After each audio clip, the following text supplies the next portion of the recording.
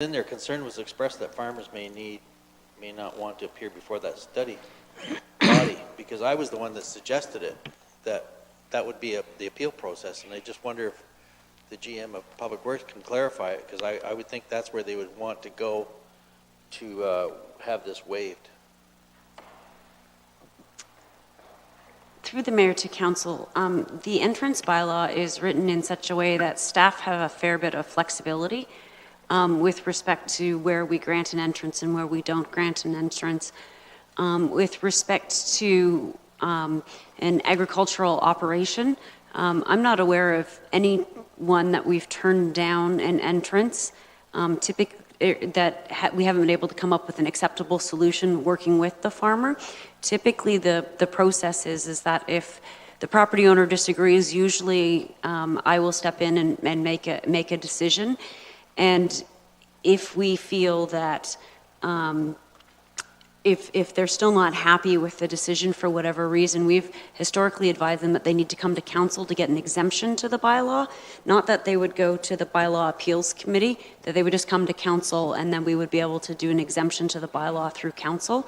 I wouldn't normally send them to the bylaw appeals committee with respect to that, but very rarely have we not been able to work out an acceptable arrangement with agricultural operations.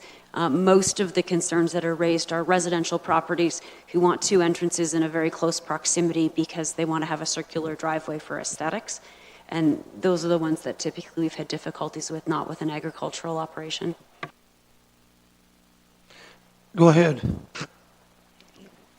To add to that, the issue really revolves around harvest time, like when you get a big semi-tractor trailer in there with grain on it.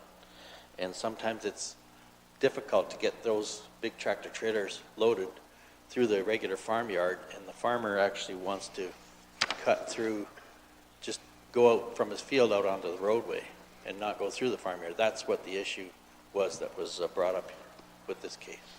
Through the mayor to council, with respect to that would be a temporary entrance. Yeah. And the bylaw has certain provisions to allow for temporary entrances. So a temporary entrance for a specific localized process wouldn't be a concern to staff unless there was insufficient sight lines.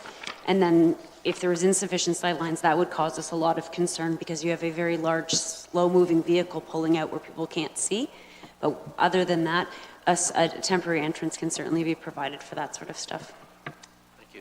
And Councillor Columbus, I'll leave that with you, but I would hope at a future meeting, if this is discussed, that certainly they're always welcome if they're turned down for something to appeal here. And I think we're pretty receptive to listen to people. So when I read that as well, I thought, is there something here that what I'm missing?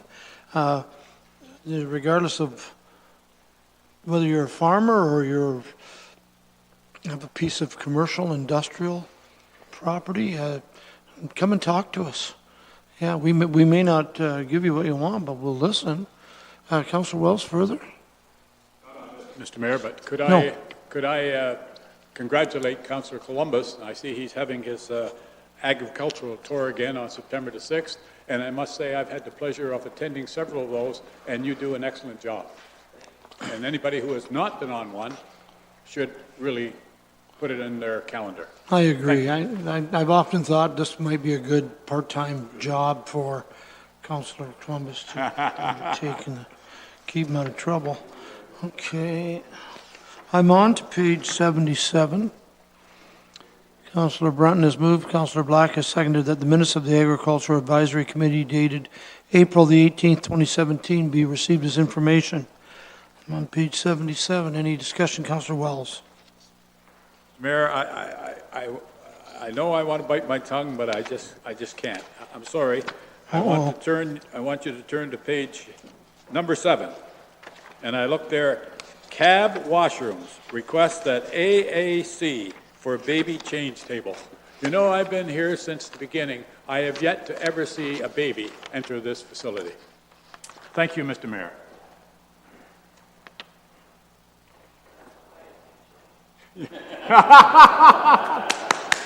That's good.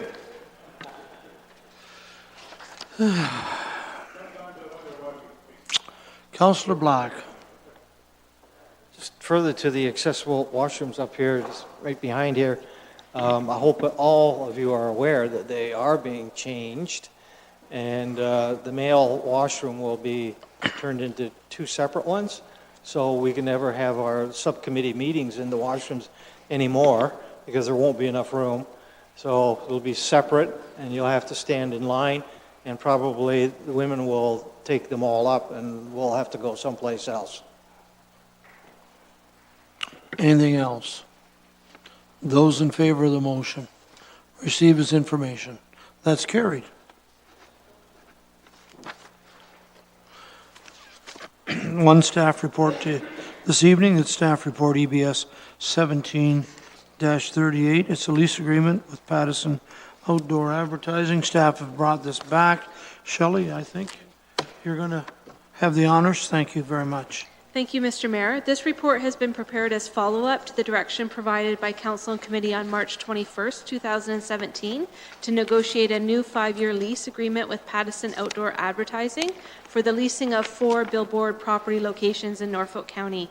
The lease agreement has been prepared and signed by Pattison Outdoor Advertising with annual revenues of $12,400.82. Staff are seeking authorization for the mayor and clerk to execute the agreement to finalize the lease. And with that, I'd be happy to answer any questions. Thank you very much. We've had discussion on this, I believe, but there may be more questions. Questions to Shelley? If not, it's been moved by Oliver, seconded by Geisens, that staff report EBS 1738. This is a lease agreement with Pattison Outdoor Advertising that we received as information in that Norfolk County enter into a lease agreement with Pattison Outdoor Advertising for a term of 5 years with an annual revenue of $12,400.82. And further, that the mayor and clerk be authorized to sign the lease agreement. Any discussion? Hearing none, those in favor? Carried, thank you. And thank you very much, Shelley, for your work on this. It's much appreciated. That should wrap up our staff reports. Bylaws will be next.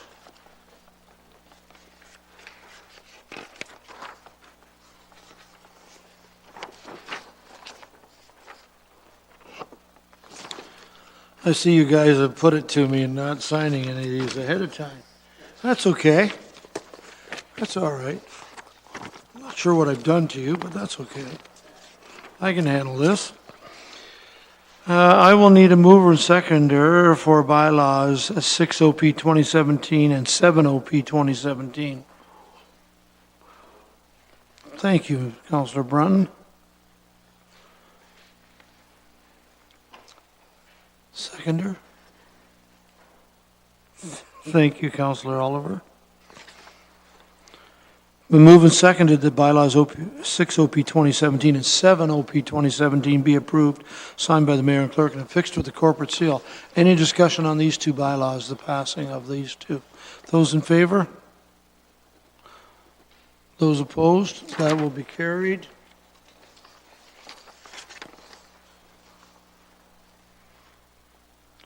The next ones are 22Z, 24Z, 25Z. This is for approval. I'll need a mover. Thank you, Councillor Geisens. Does anybody wish to second? Councillor Brunton? It's been moved and seconded that bylaws 22Z 2017, 24Z 2017, and 25Z 2017 be approved, signed by the mayor and clerk and affixed with a corporate seal. Discussion on these three. Those in favor? Closed. It's carried.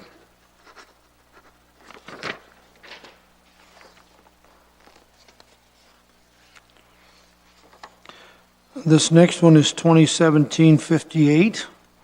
This is the bylaw to regulate smoking in outdoor spaces and recreation properties. Be referred back to staff for a further report. Referral. Mover? Councillor Oliver, thank you. I'll need a seconder. Councillor Height, now I'm open for discussion. Councillor Oliver, then Black. Thank you, Mr. Mayor, and I appreciate that the clerk prepared a motion with this approach, and I realize that's not necessarily what council wants, but I want to just make a brief comment or two, and I'm directing it in part to Susan, obviously. I apologize that I wasn't there when council considered the original report and the recommendation from the Health and Social Services Committee, but I did find when I read the report and looked at the draft bylaw that to me it's overly restrictive. And I know we don't want to encourage smoking in our county. We know that it has negative health effects. We know that we don't want young people to do it. But when I read a draft bylaw that would prohibit a smoker from smoking anywhere on any piece of county-owned property at any time, that to me said this is too excessive. And I did look at the provincial summary that staff had provided in the bylaw of what other municipalities are doing in the province of Ontario over and above the Smoke-Free Ontario Act requirements, and there are a number of them, admittedly, 50 some odd, that have bylaws that go further than we are required to go under the provincial legislation. But that's 50 out of more than 400 in the province, and of those 50, I would suggest a minority of those 50 have imposed an outright restriction on all open county or municipal property in those cases. And again, that says to me that our draft bylaw was overly restrictive. So, Mr. Mayor, that was the reason why I circulated a brief memo around to council and to staff and asked that the clerk at least give me the opportunity to request that this be referred back to the advisory committee and to staff to take a further look at relative to the outdoor open air pieces of our county property. Even having a designated area within a park or within a playground area which would be acceptable as a smoking area would be better than what we have here, for one thing. The other thing, Mr. Mayor, that concerned me about the draft bylaw was the penalties associated with contravening it. If it's possible for us to, not that we likely ever would, but if we're never going to do it, why would you have the wording in the bylaw that would give us the authority to ban a person from any county property for any period even longer than a year? That says to me it could be forever, as extreme and ridiculous as that would be, and I know that would never have been contemplated, but the wording is there. And the $10,000 maximum fine, the clerk, and I appreciate his response, he said, well, this is just standard wording in bylaws that go before the province, but if we would never choose to impose a $10,000 fine on somebody, why would you have the wording there? So I would like to see the committee and staff take a further look if council supports referring it back to them. Thank you. Thank you, Councillor Black. Thank you, Mayor Luke, and I don't have a problem with the bylaw. I'm ready to support it and not refer it back. 80% of the population, roughly, do not smoke, and 20% do.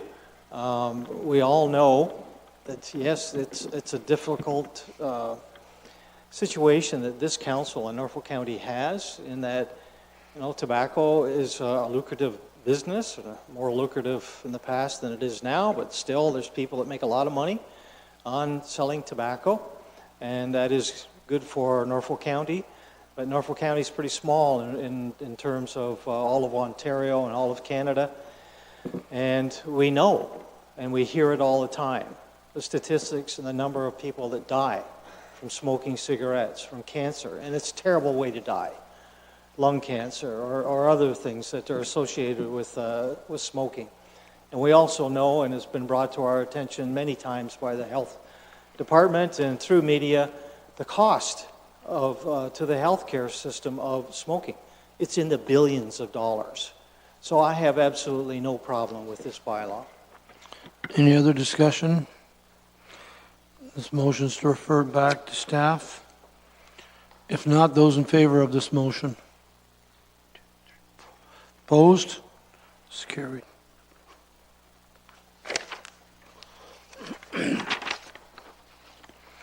The bylaws, I get to see, I need a seconder for the last motion to deal with bylaws.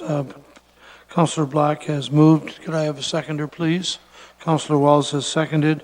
That bylaw is Z 2017, 21Z 2017, 23Z 2017, and bylaws 2017-59 through 2017-63 inclusive be approved, signed by the mayor and clerk, and affixed with the corporate seal.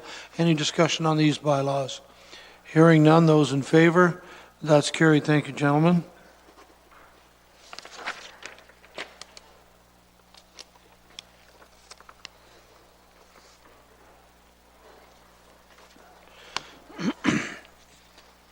That's where it was.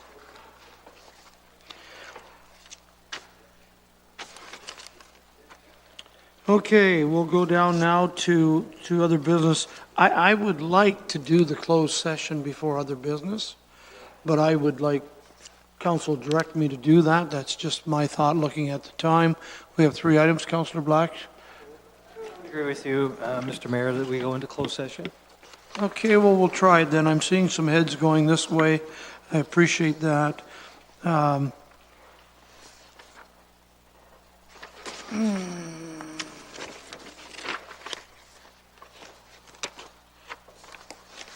I have it. 8:15. I have a motion from Councillor Oliver. I'll need a seconder for the closed session. Councillor Brunton has seconded.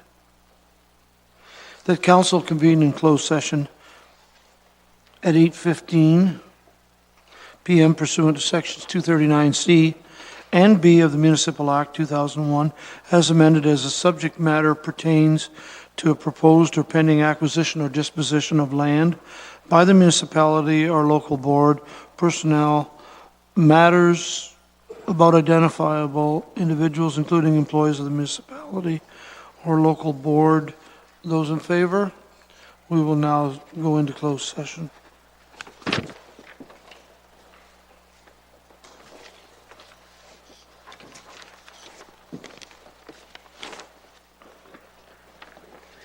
Give me your thing too. Too soon. There you go. Mike. Yours back.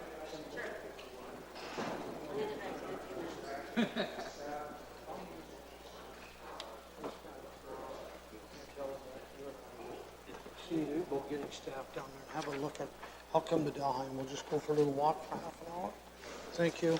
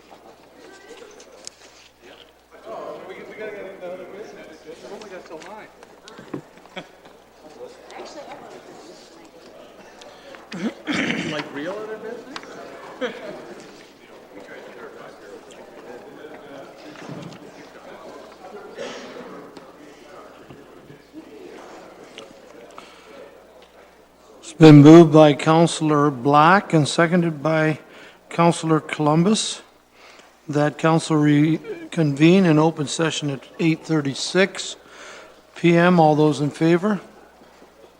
All those in favor to reconvene? Thank you, that's carried.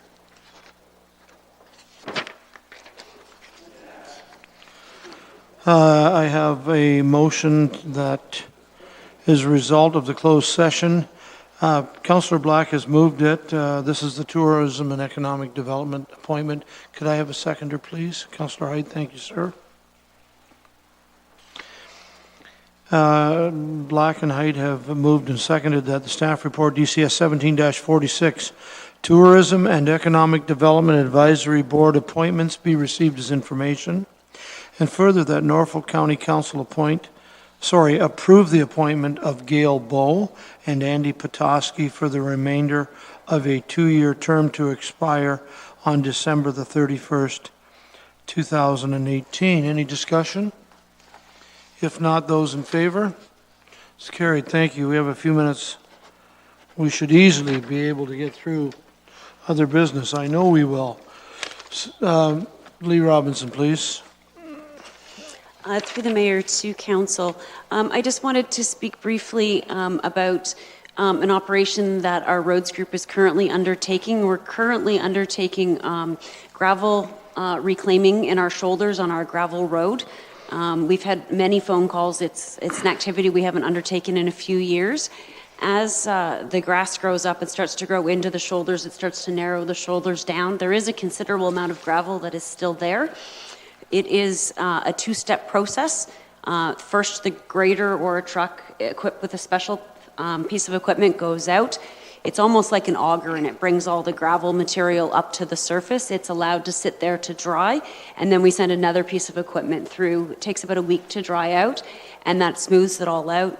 It's quite a cost-effective way of lengthening the life of our road and reusing the material that has previously been paid for and is in existence. It does look odd while it's drying, and it also looks odd when somebody's driving through wondering. It would appear to the general population that we're ripping up the grass on the side of the road, when in fact what we're doing is reclaiming material that's already been paid for in that situation. So if there's any questions, you can please direct them to Public Works. We'd be happy to answer that, but we just wanted everybody to know that it does look nasty and not desirable while it's drying, but at the end of the day, it is quite a cost savings measure for us to be able to save some opportunity and reuse material that we've already paid for. Thank you. Question on that, Councillor Wells, please. Thank you very much for that. With the taking away the grass, and you're going to put new gravel on there, or are we just, what's the finished product? How are you going to finish it? I look there now, and I see that debris there. What are we going to do next? What happens next, what you're seeing sort of is the windrows of the material drying.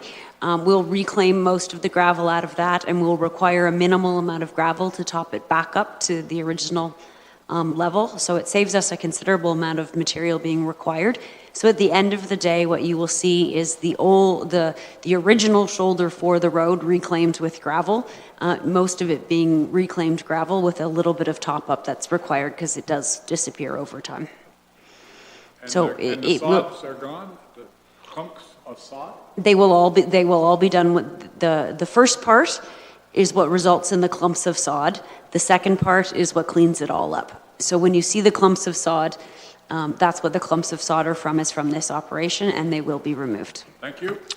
Thank you. Anything further? Nothing else, thank you. Thank you very much for that. Susan Taylor. Nothing from us, thank you. Thank you. Mr. Cridland. Yes, I'd just like to, through the chair, or through the mayor, let council know that the first week of June is Paramedic Service Week, and the theme this year is Always in Service. And our paramedics will be taking part in this week, and what they're doing is having I'll call it an open house information exchange tour, greet and meet of paramedics in the Port Dover EMS base. It is on Saturday, June 3rd from 10 to 2, and free ice cream and a free barbecue, as well as blood sugar. You can get your blood sugar tested, you get your blood pressure tested. And at 11 a.m. and 1 p.m., they're going to have brief sessions on CPR. So very informative type day. I'll try to attend myself, and just information for council and anybody else in the public that's listening. Thank you. Clerk Griselle?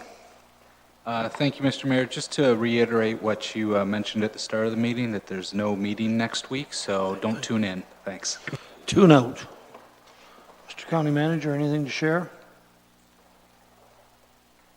I did have the pleasure of attending a municipal law conference on Friday of last week. A high-ranking member of the Ministry of Municipal Affairs, who seconded over the Attorney General's office and sort of shepherding through Bill 68, which is to say the proposed changes to to 3 municipal statutes, but really the one we're most concerned with, the Municipal Act, is gone through second reading and is at committees, and they think they're going to get it done before the House rises in June for the summer, which is to say there's a very good chance that before June is done, we're going to have new changes to the Municipal Act.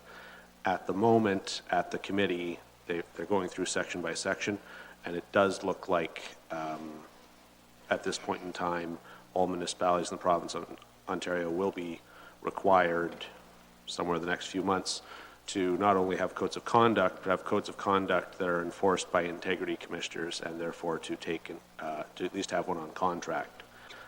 So accordingly, the county clerk and my office will start to draft some proposal type documentary language to you ahead of the statute being enacted, so that you can start having some choice and input, so that we can hit the ground running when that does become law later this year. And that's the update I have on that. You may. Did I hear you correctly? Code of conduct? Is that what you were mentioning? That is correct, Councillor. So you do have a code of conduct that applies to yourself, to yourselves, beg pardon, as a body and as individuals on that body.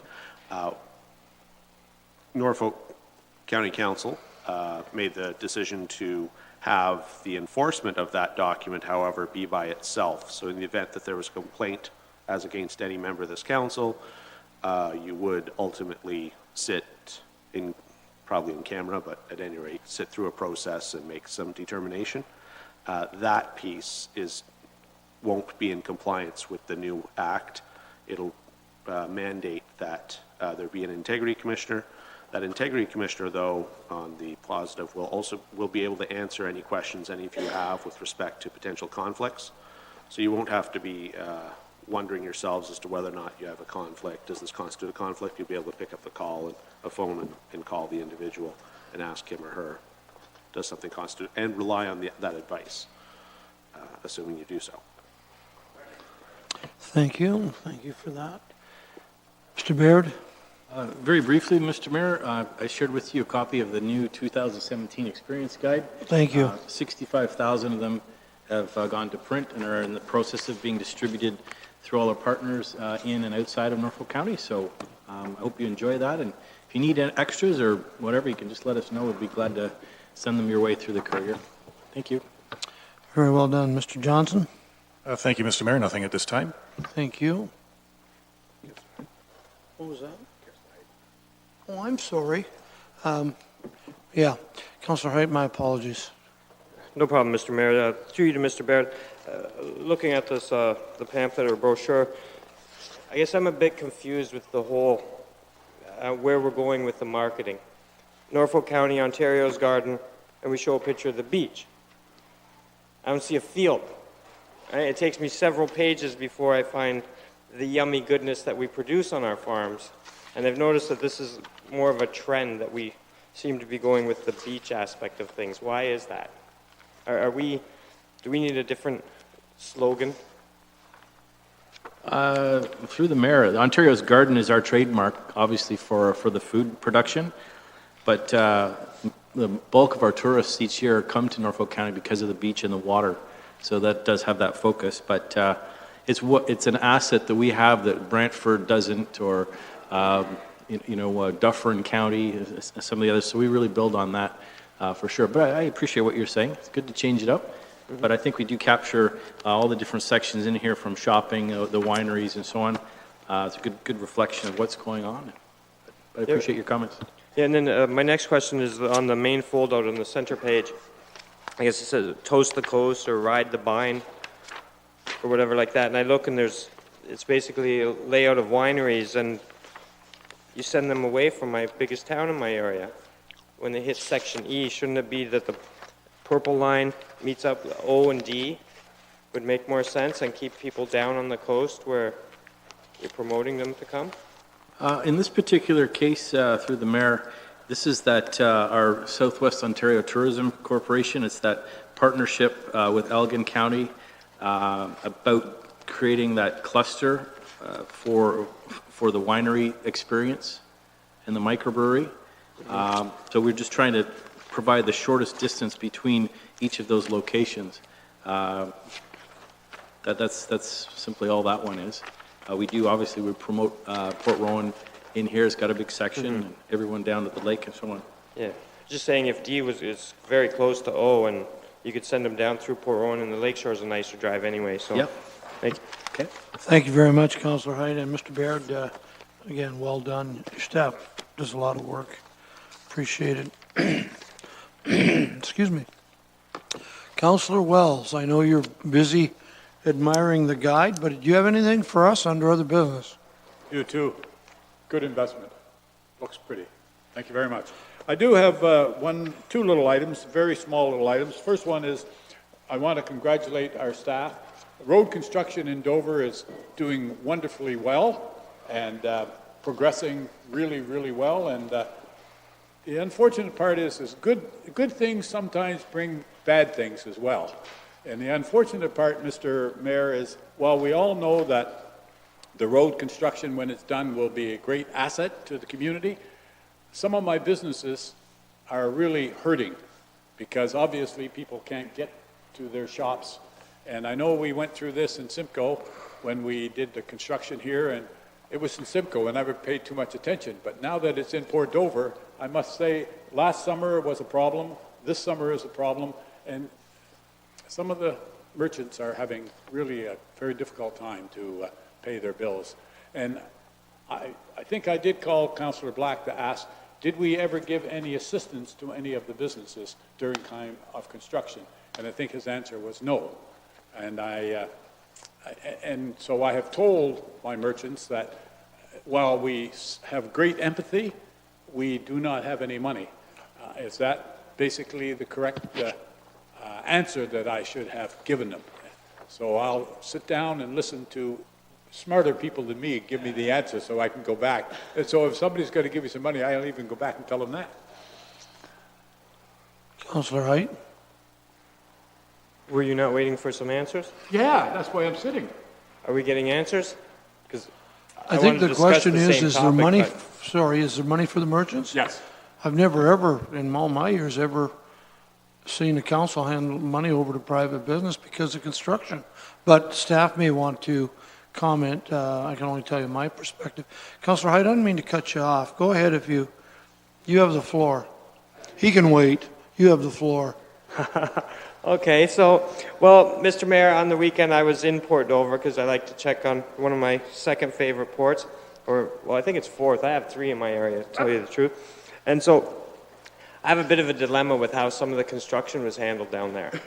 I'm not sure who designed that, but it's some seriously funky streets with all those corner pieces that sit there.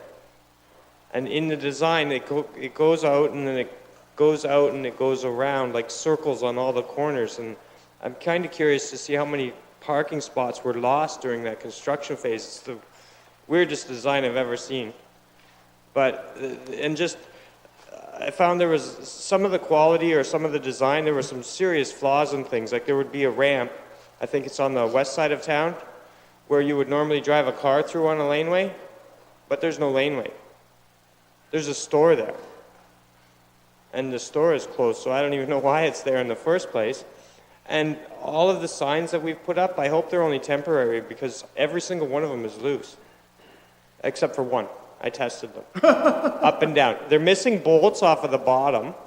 It's a hazard right now because really in the high winds and things, it's not very good quality work. And I don't know about the design, but what I'm really curious to know is how many parking spots we lost. Through the mayor to council, in the current phase that's under construction, or are you referring to the previous phases? The previous phases, we lost a total of 4 parking spaces. Yes. The funky bump outs are to ensure that traffic flows appropriately at the intersection. We experienced extreme difficulty with people trying to fit vehicles through, et cetera, in those areas, and it was causing a lot of grief from a traffic point of view. That's why they are there. And it was a total of 4 parking spaces with all of the previous work combined. And the loose signs, does anyone ever do like a quality control and check back on projects? Through the mayor, I will check with respect to the signs. There was an issue with respect to the signs, and the contractor was in the process of remedying the issue with how they were actually installed into the concrete. So I'm not sure if they were in the process of repairing them when you were there, but I will have staff follow up on that one. Thank you. Okay, I hope we get some trees back in there too, because the holes are there. The trees are gone. Thank you, Mr. Mayor. Councillor Wells? Thank you very much. I've heard very clearly that we are not going to be in the business of giving money. Have we ever over the years, has Norfolk County ever made loans to businesses that are in financial difficulty? Private business? Yes. I've just James, asked you you ever the heard question. of such a thing? Through the mayor, the only loan program I've heard of is a community improvement plan that I believe Norfolk has. Other municipalities has it as well, but not as a result of construction. Okay, thank you. I just want to make sure when I speak to the merchants that I can say that we are not in the business of giving any money, and we're not in the business of giving any loans. And we have never given any money, and we have never given any loans. I can handle that, as long as we're all doing the same thing. I don't have a problem. My only other question, Mr. Mayor, is just a little bit of advice to our Ms. Robinson again. I've mentioned this before, and I know that she can't slow down the traffic on St. Andrew, but we had another accident there. And it's a real serious problem that we have because we're flowing traffic off of Main Street, and it's a smaller road, and people are always in a hurry. And we got real problems from that point of view. And I know we can say it's the police's problem, but unfortunately, people remember that we are doing the construction. Thank you, Mr. Mayor. We have 7 speakers left in 6 minutes. You do the math. Councillor Brunt. Mayor Luke, very quickly, I read the information package we got, and the one that come to my attention was establishment, I guess it'd be number 6 on the list, establishment of the Norfolk County Planning Advisory Committee, and I see they're going to do a report, but I guess it's inevitable that we're going to have to come up with a committee of some sort, but I hope we can not make it complicated and just hand it to an existing committee. That'd be my preference. Not form another new committee with umpteen people on it. And the other thing I was going to ask Lee on page 2 of the agenda for that is Gary Houghton, regarding the asset management availability. I know we got a document there some time ago, and it's quite big. And I just wonder what we're going to do with that, Lee. I'm not quite sure. I find it very complicated to follow. Through the mayor to council, a very timely question. Actually, we have it on the SLT agenda with respect to how we're going to be moving forward. So we'll be reporting back to council once we've had a chance to discuss it and see the best way to move it forward. There is provincial legislation for how stuff has to be implemented and what needs to be done, et cetera. So staff will be reporting back on that. Now we've fulfilled our current requirements under the legislation, and going forward we have additional requirements, so we will be reporting back to council at that time. Okay, and my last concern is apparently recently they cut the grass at the underpass, and I know Mr. Baird, this year you're going to put some form of signing up there, but I watched the fella try to cut the grass with a riding lawnmower on the slope, and Lee, I think you're going to have to look at it. He has made one heck of a mess on the slopes. There's gouges all up and down, mainly on the east side. And that grass has not taken very well on that side, whatever it is. And I'm just wondering if at some point maybe you'll put some kind of a crown vetch or something on there that would take over and just look after the bank. You'll have to take a look at it, but it is an awful looking site right now. Thank you. Through the mayor to council, staff were aware of that, and we certainly will be looking at that. Unfortunately, when it was seeded, it was an extremely hot time of year, and we really struggled last year with the lack of rain and getting the appropriate vegetation to take over there. Now that we're into this season, we've actually already got it on our list to look at a different type of vegetation so that we can get some growth so that it doesn't need to be cut on a regular basis. Councillor Geisens? Councillor Columbus? Thank you, Mr. Mayor. Just to mention, the Hazardous Waste Day is happening in Delhi Public Works Yard at the east end of Argyle, and that's on Saturday morning, right? 20, yeah. And at the same time, I'm told the Rotary Club is going to have a document shredding day at Bezillaire Fuels, just on the same street. So I think they're charging $7, and the monies go to community projects. Just wanted to pass that on. Thanks. Councillor Oliver? Mr. Mayor, I was happy to give my minute to Councillor Brown. Councillor Height?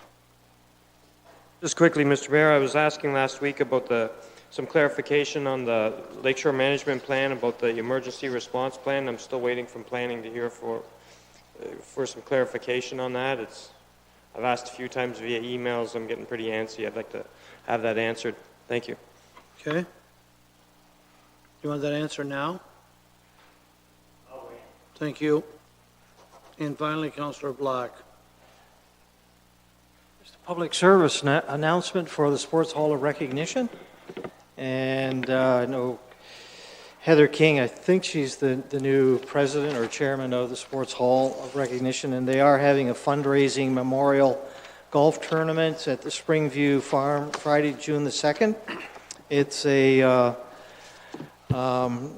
memorial golf tournament for Chuck Brimmer and the DeMeyers, the two DeMeyers, and Star and Doug.